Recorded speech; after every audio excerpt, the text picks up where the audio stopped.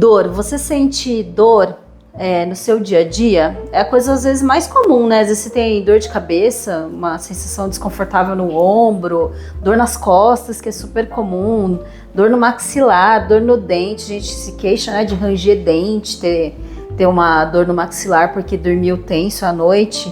Dor é a coisa mais comum que existe.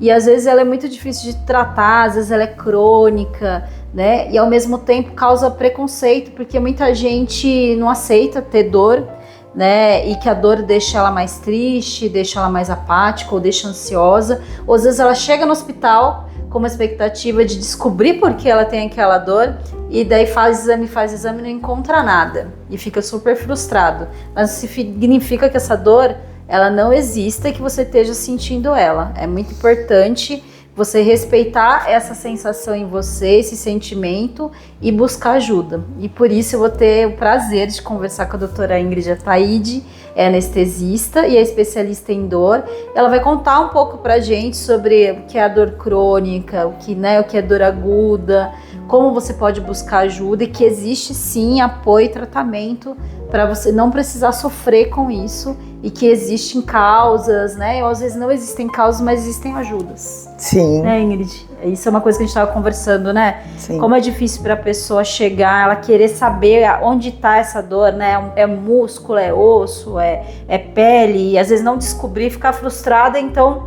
não poder ter direito a sentir dor, que não tem absolutamente nada a ver. Né? Sim, e aí isso acontece muito, porque a pessoa sente a dor, ela se sente frustrada com isso, ao mesmo tempo, quando não tem um diagnóstico, quando a pessoa já passou por vários médicos, vários exames e não se acha uma causa aparente dessa dor. Isso gera uma frustração imensa para o paciente, que acha que está ficando louco, né? Que está ficando maluco.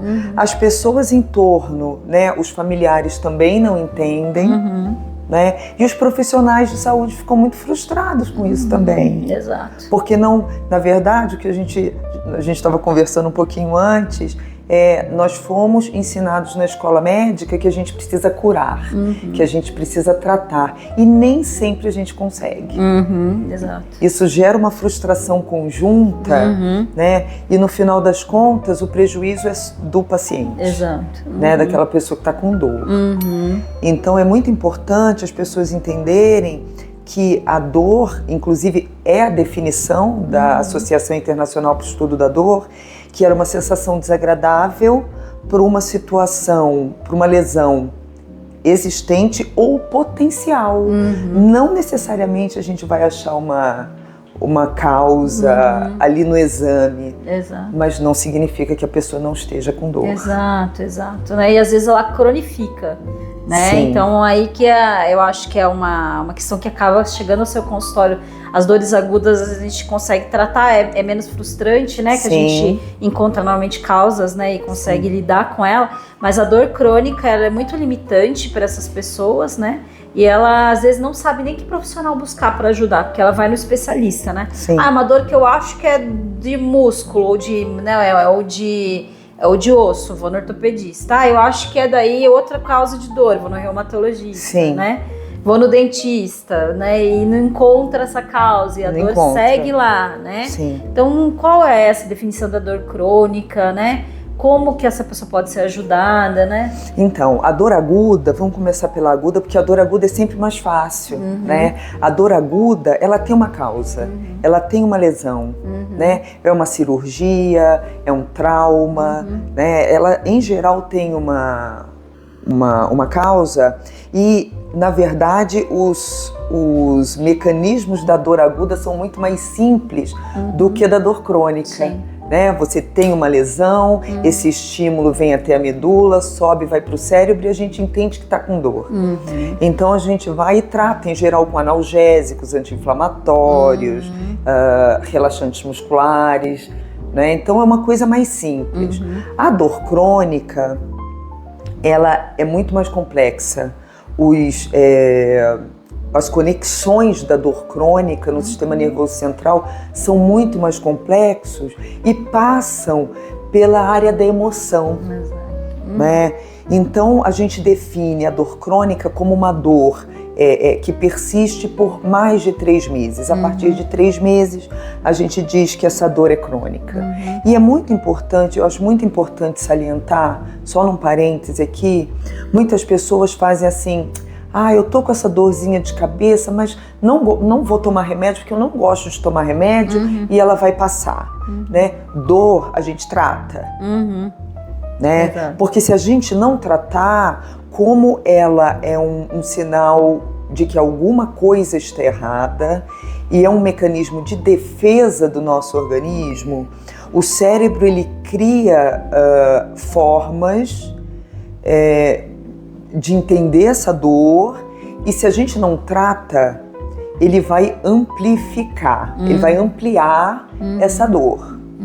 Né? Então, dor a gente trata na hora. Porque ela precisa continuar sendo um alerta, né? Se ela precisa. torna uma questão convivível, ela vai precisar, o seu cérebro vai precisar de encontrar outra maneira de te deixar mais alerta, né? Exatamente. Então vai provavelmente piorar ou vai estender para outra localidade. Sim, né? Eu sempre falo para os meus pacientes o seguinte: como é um sinal de alerta, se você não atendeu a esse alerta, o cérebro vai falar assim: opa, eu preciso fazer alguma coisa para ele entender que isso não tá bom.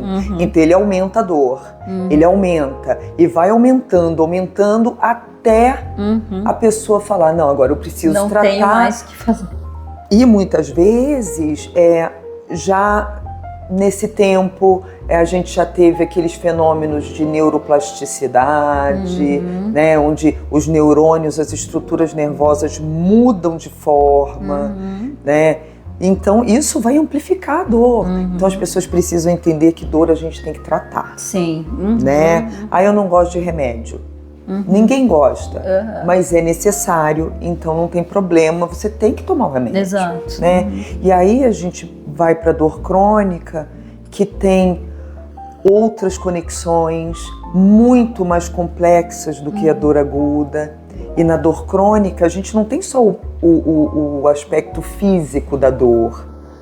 Aí já entra o aspecto cognitivo, emocional, né, que torna o tratamento muito mais difícil, mais complicado. Complexo, né? Muito mais complexo. E a gente, nesse quadro que chama Corpo, São, Mente Sã, na verdade, ele está falando exatamente dos sintomas físicos e as relações com as emoções. Sim. Né? Então, quanto que a dor, ela pode ser, inclusive, de causa emocional só mesmo, né?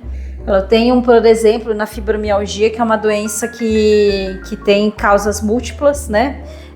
Causa realmente dor muscular, normalmente de ombros, de nuca, né? Às vezes dor no quadril, ela é uma dor difusa no corpo inteiro. Fala, eu tô sentindo essa dor, mas como que ela começou a acontecer? Foi depois que eu perdi meu cachorrinho e eu fui ficando triste, e depois passou um tempo, começou a me dar uma dor, se eu dormia tenso, dormia minhas costas, começou a doer tudo. Então lá no fundo, da base da dor, tinha uma causa que era de motivo emocional. Sim. Né? Então, nossa, hoje existe uma dor que é física e a causa é emocional? Sim, porque existem conexões entre a dor e a emoção, né? Sim, total.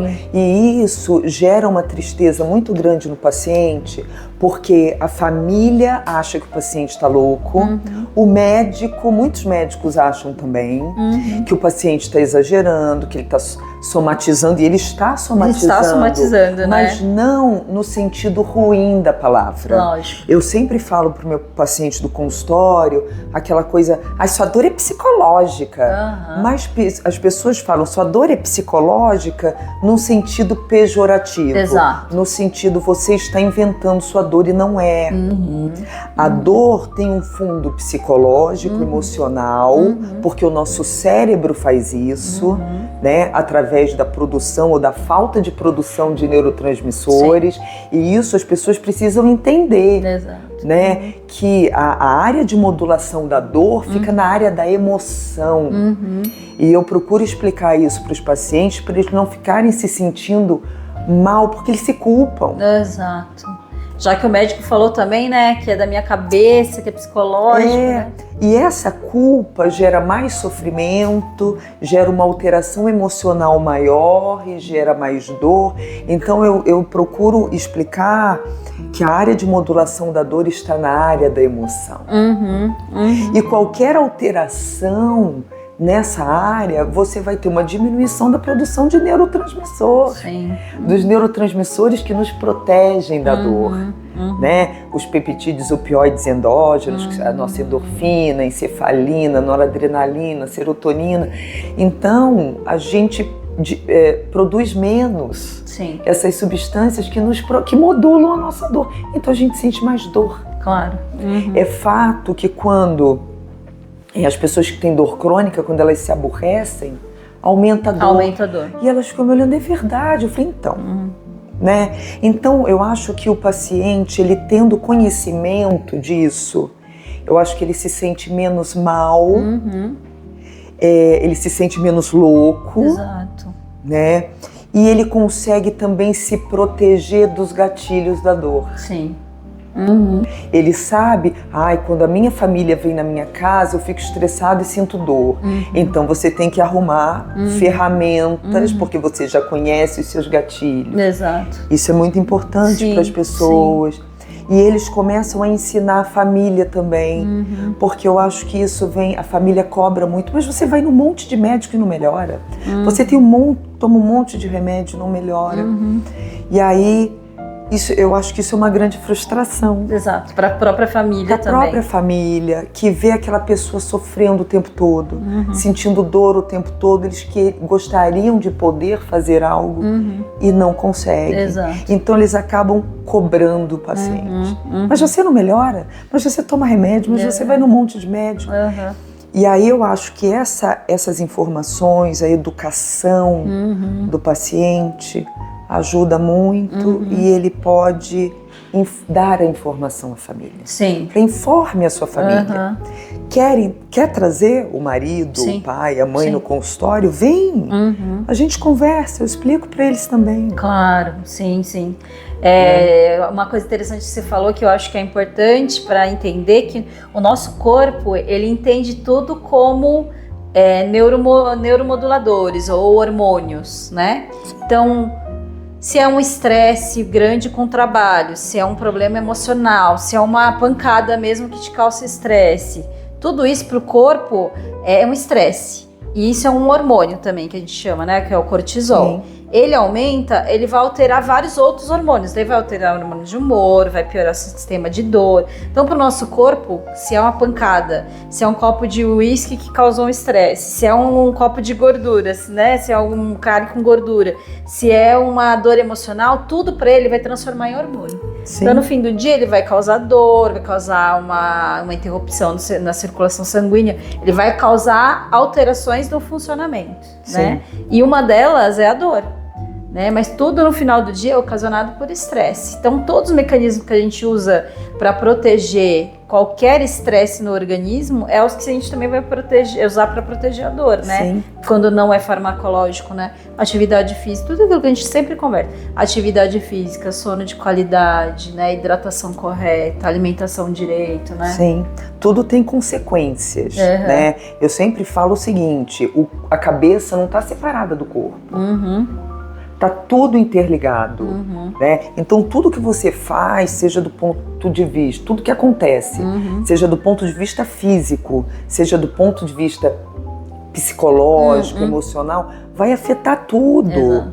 Pois o nosso estresse, o nervosismo não pode dar um infarto agudo, né? Então tudo está interligado. Então a gente precisa tratar tudo de uma forma conjunta. E aí vem essa coisa do tratamento, não é? Que não é só o remédio. O remédio é importante e as pessoas precisam perder o medo do remédio. Claro. Porque se você está tomando remédio à toa, ok.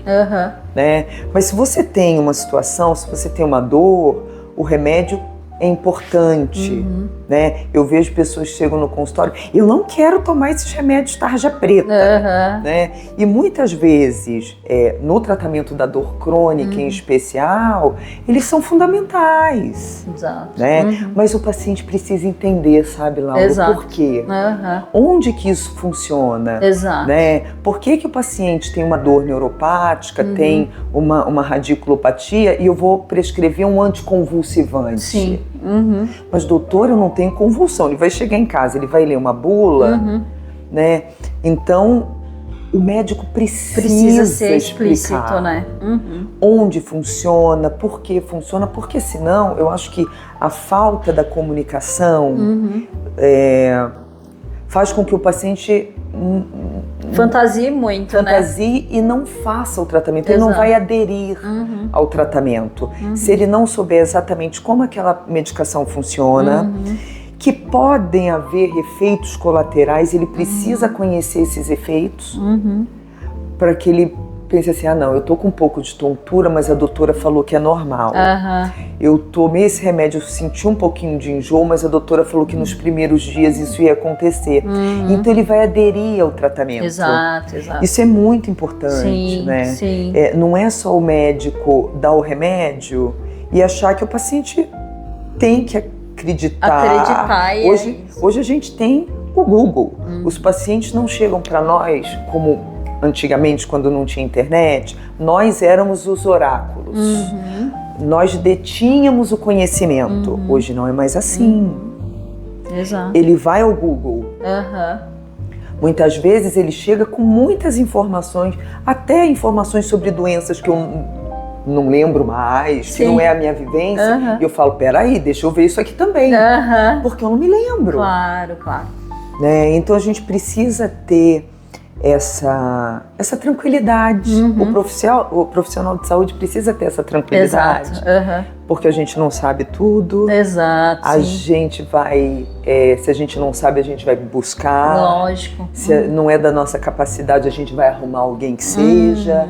E tá tudo bem. Exato. Né? Pro bem daquele paciente, eu acho que a gente tem que ter essa tranquilidade.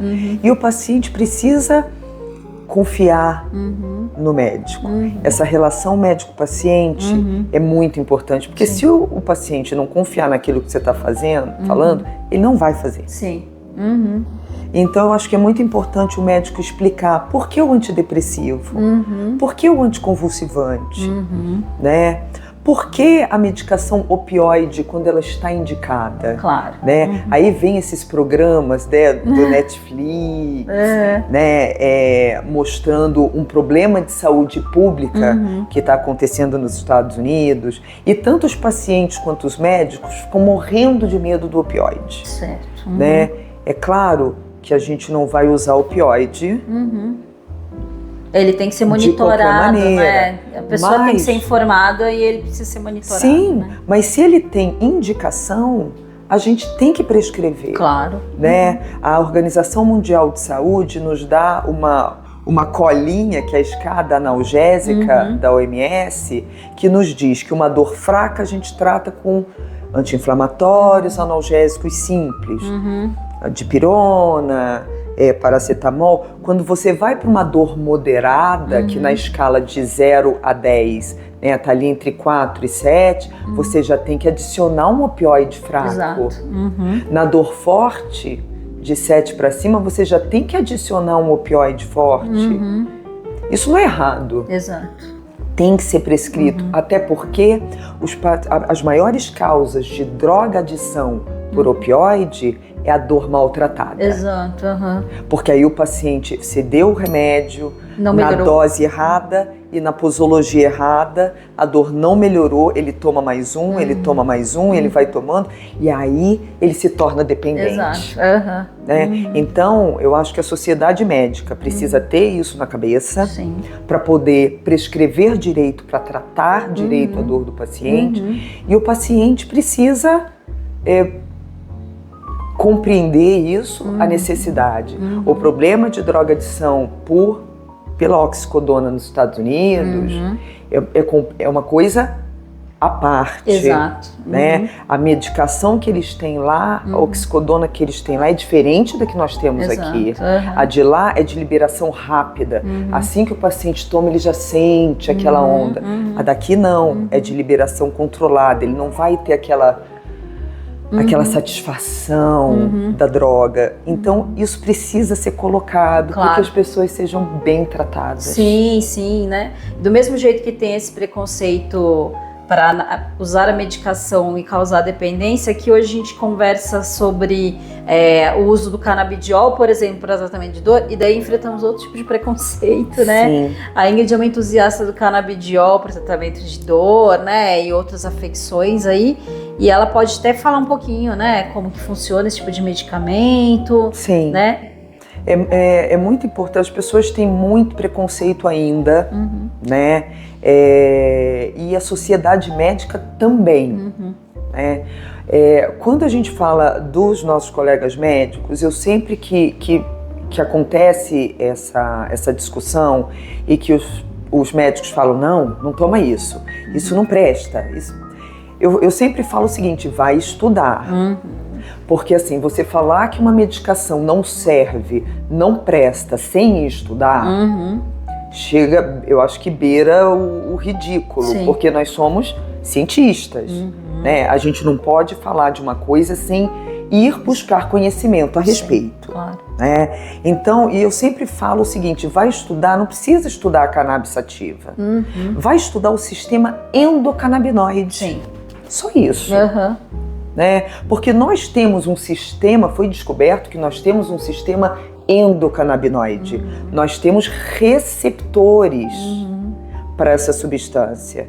Então os cientistas pensaram, bem, nada do nosso corpo é por acaso.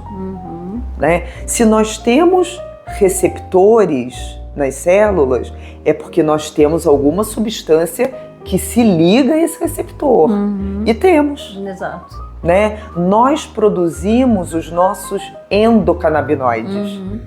Né? E o sistema endocannabinoide, quando eu fui estudar isso no curso de especialização, eu fiquei encantada. Eu fiquei encantada porque nós temos receptores endocannabinoides em todos os órgãos do corpo. Todos. Muito no sistema nervoso, muito no sistema imunológico. Né? E o sistema endocannabinoide, ele funciona para quê? Para a homeostase do nosso corpo, para o equilíbrio do nosso corpo. Né? E ele é utilizado quando a gente necessita. Né? Precisou, ele entra para equilibrar. Então, nós temos esse sistema dentro de nós. Exato. Né? Nós precisamos fazer uso dele. Né? Aí a gente vai falar um pouquinho da cannabis sativa. Né?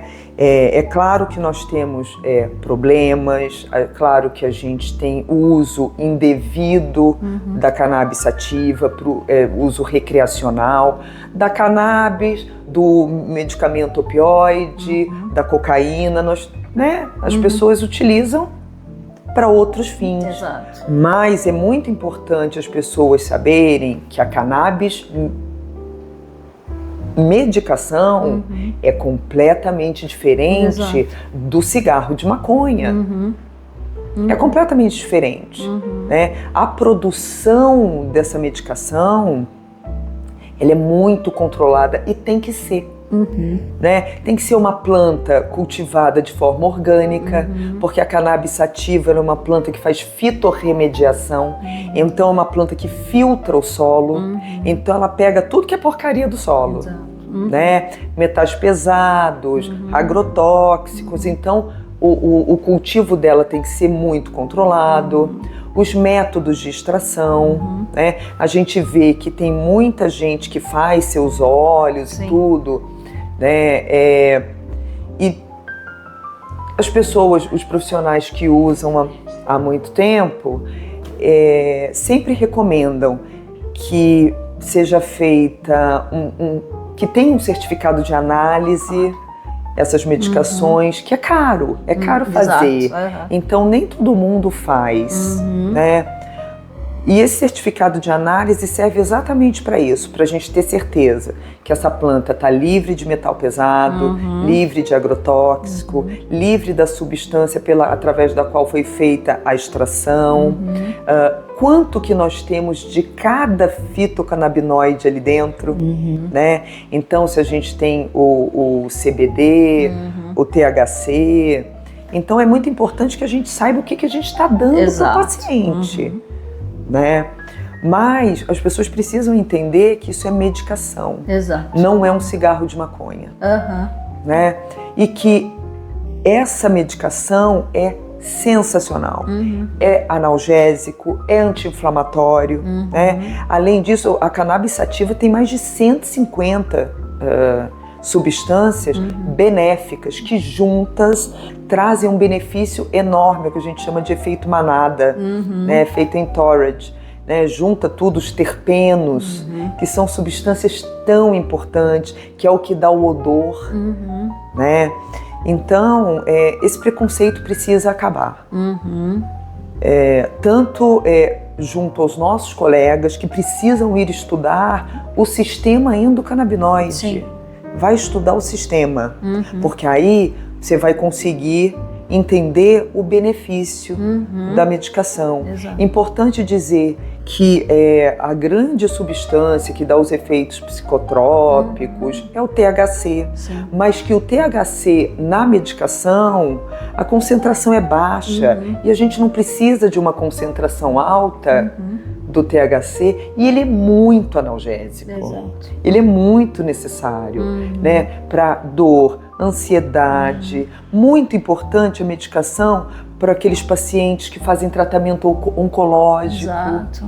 né, para aqueles efeitos colaterais da quimioterapia. É sensacional. Então é uma medicação que existe no mercado, que tem um benefício enorme e que a gente precisa deixar o preconceito cair através do conhecimento, Exato. através da ciência, para que os pacientes tenham benefício com ela. Exato. Aqui a sociedade não sabe ou não tem o exato conhecimento, mas a sociedade médica conhece. O opioide veio do ópio. O ópio também era uma droga de abuso, né, milenar na China, por exemplo, né? E depois ela foi utilizada para dor e depois descobriu-se, fez um remédio. Hoje nós todos utilizamos e nos adaptamos a isso. E os colegas médicos utilizam, eles precisam utilizar em dores e não tem preconceito com ela. Sim. Né? A cannabis também, ela da mesma maneira, né? Foi encontrado primeiro como uma droga aí de abuso, uma droga recreativa que causa efeitos aí psicodélicos, tudo.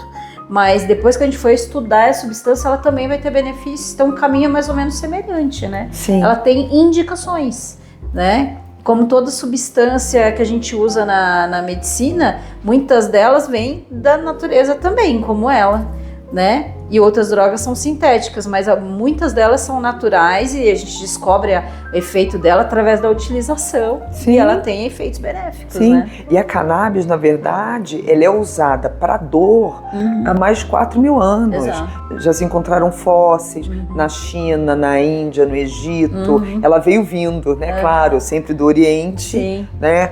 Para cá, as mulheres, durante o trabalho de parto, mascavam a flor da cannabis para diminuir a dor, né? E ela, na verdade, existe uma história, né? Isso né? Todo mundo pode ver. Começou-se a demonização da cannabis lá no início do século nos Estados Unidos, porque a cannabis ela pode ser usada para várias coisas, para fazer roupa, para fazer papel, né? O cânhamo, né? O hemp. Sim. Da cannabis. E existia um dono de jornal nos Estados Unidos que ele tinha também uma fábrica de celulose.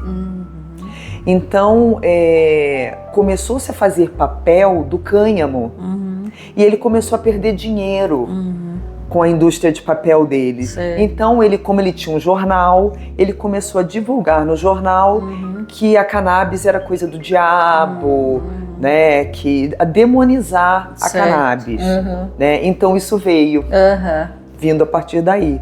Mas é claro que o uso recreacional é complicado, a gente tem um problema de saúde pública. Se você for falar isso para uma família que tem um dependente químico, Exato. né? É complicado, mas é importante salientar que o cigarro de maconha é completamente diferente da cannabis medicinal. Exato. Né? A partir do momento que você acende, que você queima aquela planta, a produção de THC é exorbitante. Né? A temperatura na brasa chega a 600 graus Celsius. Tanto que a cannabis medicinal, ela sempre vem num vidro âmbar, né? Sim. Escuro, ela tem que ser protegida do calor, luz, ela né? tem que ser protegida da luz por causa da transformação, Exato. né? Da forma básica para a forma ácida, que é o que funciona. Então, as pessoas precisam de informação, Exato. de se informar, de informação séria, né? Hoje, assim, eu sempre falo até para os nossos colegas que demonizam, né, a cannabis medicinal. Hoje na nossa base, que é o PubMed, né, que é onde a gente vai buscar informação, tem muito artigos. Exato. Né? Então vai ler. Antes de falar que não é bom, vai estudar. Exato. Porque as pessoas precisam, merecem se beneficiar. Né? E eu não estou falando nem do primeiro uso da cannabis medicinal, que foram as convulsões de difícil tratamento. Exato, que já né? tem protocolo. Exato, né? porque isso já está fundamentado. Né? Síndrome de Dravet, e que são epilepsias de dificílimo tratamento. Né? E que a cannabis faz aliviar de uma forma, assim, parece um milagre, né? Mas não, é científico. Sim. Né? Então eu acho que as pessoas merecem esse conhecimento. Tá certo. Eu acho muito interessante que a gente possa falar dessas possibilidades, porque muitos pacientes já foram sugeridos para fazer um tratamento à base do canabidiol e elas têm muita dificuldade em aceitar, já pensando no cannabis enquanto recreação, né? Sim. E deixam de ter a possibilidade de poder ter esse benefício. Né? Sim. Você não vai ter onda porque você tomou a cannabis medicinal. Não vai. Né? Então, isso tudo requer conhecimento de prescrição. O médico precisa entender o que ele está prescrevendo, né? A quantidade que ele está prescrevendo. Inclusive, é importante quando você vai fazer um óleo que você tem um full spectrum, que você tem o canabidiol e o tetraidrocannabinol, que é o THC, é importante fazer os dois, porque o CBD ele anula aquela ação psicotrópica do THC. Né? Então, quando você faz os dois juntos e você faz uma quantidade bem maior de CBD e uma quantidade pequenininha de THC, você anula isso. Você deixa o efeito bom do THC e o CBD anula aquela ação indesejada psicotrópica do THC. Exato. Então, as pessoas precisam saber disso, né? Para poder se beneficiar da medicação. Né? Sim. Sim. E outras questões que você acha que é importante, né? A gente estava falando, a gente falou rapidamente sobre isso, né? Sobre medidas não farmacológicas. Sim. Né? Tem os bloqueios, né? Que acho que as pessoas precisam saber. Sim. A acupuntura, tem uma série de procedimentos, né? E outros mecanismos. Sim. Eu acho que antes disso, de procedimento, Laura, embora eu seja anestesista, né? Para mim o procedimento é o último. Sim. Né? Tá no procedimentos e cirurgia, e enfim. Antes de mais nada, é importante as pessoas saberem que a terapia da dor, ela tem que ser multidisciplinar e obrigatoriamente multimodal. O que é isso? A multidisciplinaridade vem da necessidade de vários profissionais juntos. Às vezes o paciente chega para mim, não, doutor, é muito médico, vou ficar só com a senhora. Eu falo, não vai não. Não vai não, porque a gente precisa de outros profissionais. A gente precisa, dependendo da situação, do ortopedista, do reumatologista, do neurologista, do neurocirurgião, mas a gente precisa também do fisioterapeuta, do nutricionista, do preparador físico, né, do psicólogo, do psiquiatra, que as pessoas já ficam morrendo de medo. Eu falo, meu Deus, o psiquiatra, coitado, é incompreendido, né? Todo mundo tem medo do psiquiatra. Sim. Né? E a gente precisa de todo mundo, porque sendo dor crônica e sendo muito complexa, como a gente falou, né? Porque ela faz parte de vários sistemas do corpo e vários sistemas cerebrais, a gente precisa de todo mundo unindo força. Eu sempre digo que é um cabo de guerra para o mesmo lado. Sim. Né?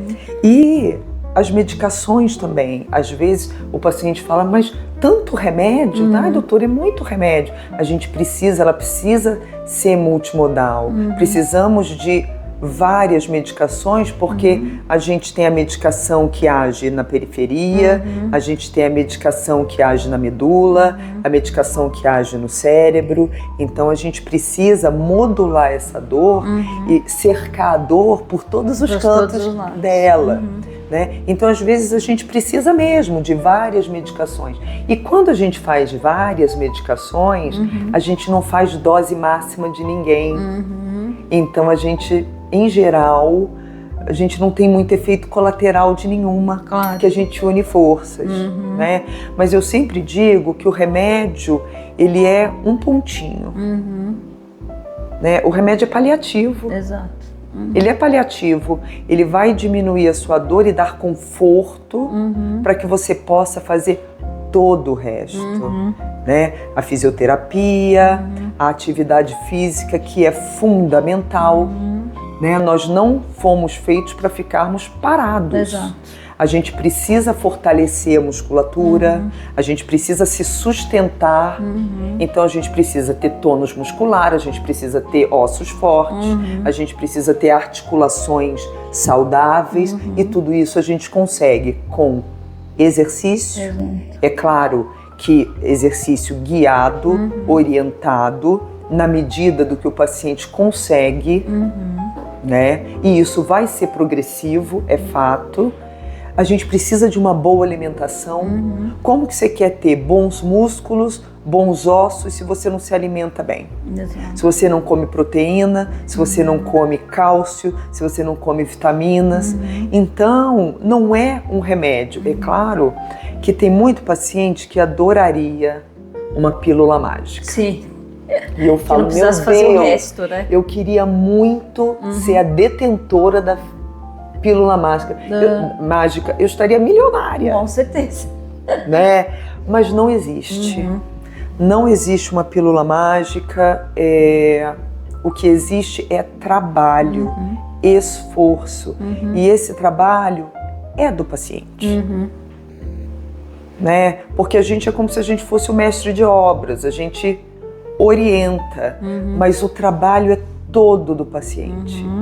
Né? De ir à fisioterapia, de ir à atividade física, a que ele gostar, é o pilates, é a natação, não importa. Tem que fazer o que gosta ou o que menos odeia. Sim. Mas fazer alguma coisa. Então, assim, tudo isso junto é o que vai fazer acontecer. É o que vai fazer funcionar. Só a medicação é paliativo. Né? Ao mesmo tempo, se chega um paciente com uma crise de fibromialgia, você manda ele, olha, você precisa fazer atividade física, ele vai olhar para mim, né? Aí eu já falo para ele, falei, já sei, você está pensando como eu vou fazer atividade física se eu estou desse jeito. Então, nós vamos começar o tratamento medicamentoso, a gente vai diminuir a sua dor, para que você possa fazer o que realmente importa. Para você. E no final das contas, algumas situações realmente requerem métodos mais invasivos. Né? Tem paciente que chega no meu consultório e eu ligo direto para o neurocirurgião. Você vai sair daqui agora e você vai para o hospital. Porque é necessário. Né? Então existem vários bloqueios, né? Existem várias técnicas, radiofrequência, neuroestimulação, várias coisas, mas tudo tem indicação. Exato. Né? E é muito importante as pessoas saberem que todo método invasivo pode ter consequências. Claro. Pode ter intercorrências. Então, na minha concepção de terapia de dor, a gente precisa tentar todos os métodos clínicos, não invasivos, antes, né? Para depois pensar no invasivo. Claro. Né? Porque para alguns funciona, para outros não funciona. Isso é muito importante. Deixar claro aqui que cada paciente é único, cada ser é único. Então, um tratamento que vai muito bem para mim, para você não vai. Exato. Eu sempre falo para o paciente que o tratamento de dor é como se você fosse num alfaiate para fazer uma roupa sob medida. Ele vai fazer aquilo no seu corpo, aquilo só vai dar para você, não vai dar para outra pessoa. Exato. Né? Então é muito importante o paciente ter essa informação, sabe? Ah, mas se deu remédio não melhorou, calma.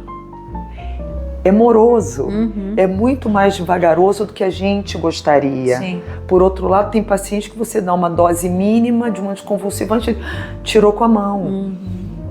Mas não necessariamente vai ser assim. A gente tem que ir num passo a passo, aumentar as doses, chegar na dose máxima da medicação, porque às vezes a minha dose é a mínima, a sua é a máxima. Ok. Adiantou só um pouco, então vamos trazer mais alguém, mais uma medicação para cá. E a gente tem que ir devagar, sentindo, teve efeito colateral, a gente tira, coloca outro. Então o tratamento de dor é assim. Sim. A gente tem que ir Ele é complexo devagar. como o próprio processo de dor, né? Exatamente. Tá certo. Ingrid, muito obrigada por compartilhar esse tempo e a sua experiência com a gente, né? Imagina, eu que agradeço a oportunidade aqui. Eu acho que é importante, assim, para a população ter essa informação de que existe tratamento, você não precisa sentir dor, não é normal sentir dor. Não é. Né? Não precisa. Existem algumas doenças que realmente trazem a dor, é inerente à doença, mas não é normal você ter que aguentar isso. Existem recursos. Exato. E eu acho que também fica esse recado para os colegas, porque eu sei, muitas vezes eu escuto assim, então, mas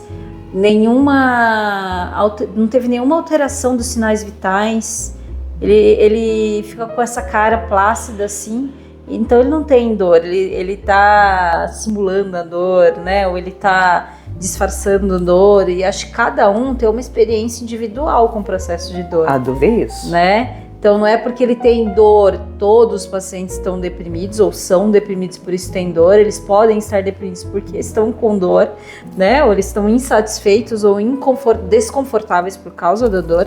E existe também o processo de um paciente que tem dor, mas já está tanto tempo tendo dor, que realmente não muda mais o sinal que vital, ele se resignou, né? Ele se resignou, não muda o sinal vital, não significa que ele não esteja com dor, né? Sim. Então que não dá pra gente uniformizar a experiência de dor de todas as pessoas. Não dá. Né? Cada um tem a sua experiência, cada um vai reagir de uma forma. Um vai chegar gritando e o outro vai chegar plácido. Exato. Não significa que ele não esteja com dor. A gente tem que acreditar no paciente. Exato, né? Acho que a gente tem que parar de julgar a dor do outro, né? Isso daí serve para tantas áreas, né? Opa. Mas tem a questão mesmo literal de julgar a dor, né? Não tem motivo para ele estar dor, não acho nada nesse exame, né? Não tem nenhuma alteração de sinal vital, né? Então, sim. Não tem justificativo. O paciente se sente muito mais culpado, né? Por conta disso também. Então também tem esse recado que é para o paciente, procure, né? Ajuda, isso não é normal. Também para o colega, tente não julgar a dor do paciente, porque cada um tem a sua experiência. Sim, e nem sempre essa dor vai estar estampada no exame. Exato. Né? Ou no exame de imagem, ou no sinal exame vital, laboratorial. né? Exatamente. Isso é muito importante que os médicos em geral compreendam. Exato. Muito obrigada. Nada, eu que agradeço.